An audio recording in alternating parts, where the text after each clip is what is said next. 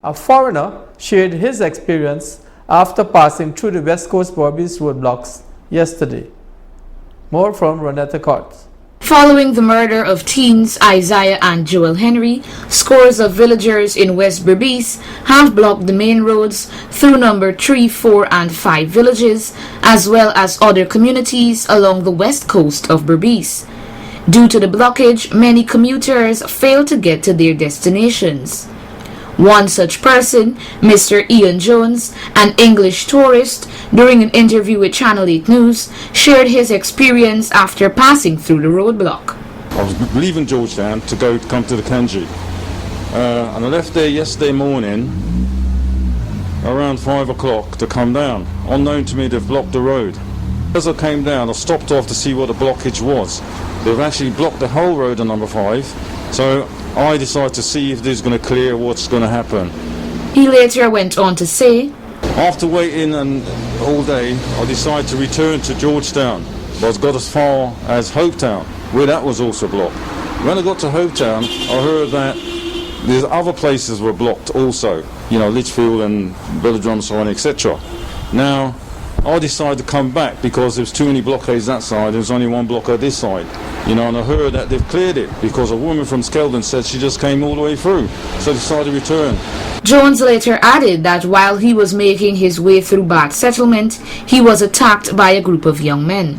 But as I left to go to come back, what actually happened at Bath Village, there was throwing stuff on the road, right? Throwing debris on the road, so I tried to avoid it and go around it. As I went past around it, somebody smashed the back windscreen, right? There was a group of about 20 boys, youngsters, right? Smashed the windscreen, and I get out to see what's going on, and they start beating me with a stick, right? So I got back in for the safety because they had cutlasses and everything like that, right? And I didn't have no weapon. Now, I drove off, and I had to stand all night in the car at number 5. Being diabetic with no insulin, no needle, that was a terrifying incident. When asked if he was alone in the vehicle, he gave these comments. At the time, somebody asked me for a lift, so I took him, right, and he got out. I think he was a special police or something like that, and he had a weapon, but he couldn't do anything, right? He was quite calm, so there was 2 of us travelling through, because I picked him up to give him a lift. Jones later noted that the protests at number 5 Village and Hopetown were peaceful and supervised by the police, but there was no police supervision at Bath. At the roadblock, well, as I said, I only come across number 5 and Hopetown, and there was no form of violence there, right? People just throwing stuff in the road, staying back, children and women watching, right?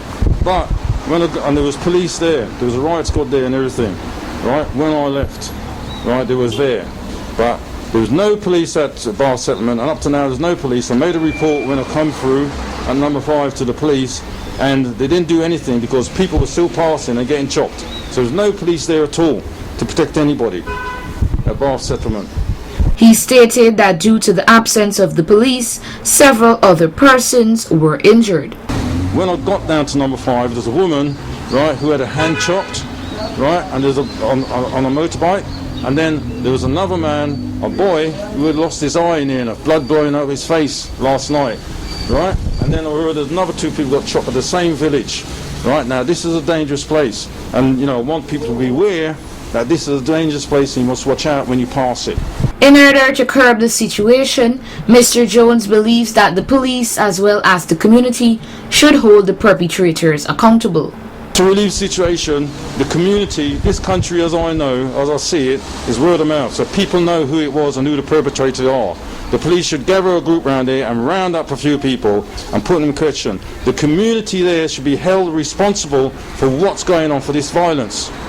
Right, the action should be, they should go round up the people, speak to the community, right, the government should intervene, because this is not just roadblock, this is actual damage to property, which the police are supposed to look at, and damage to life. 2 things that should be looked at. That's the most important things so they should be looking out for, and they should have been there in any community. So the community should find these people themselves and put them out and volunteer to make sure they get tried, because damage has been done to many vehicles. About 3 cars had the windscreen crash, as far as I know.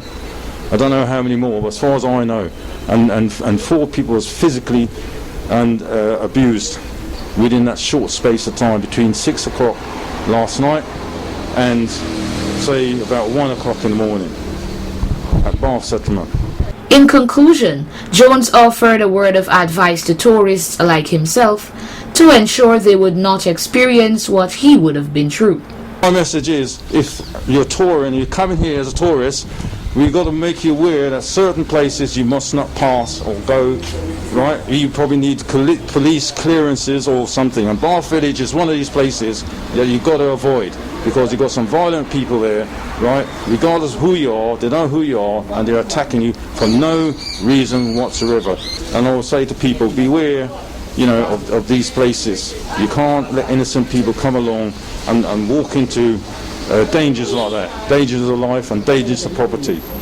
It's not fair. So my message is, don't come if you don't, if you fear for your life, right? Because the country is unstable, and it's been unstable for a while, and this is just one incident that happened. Reporting for Channel 8 News, Renetta Kurt.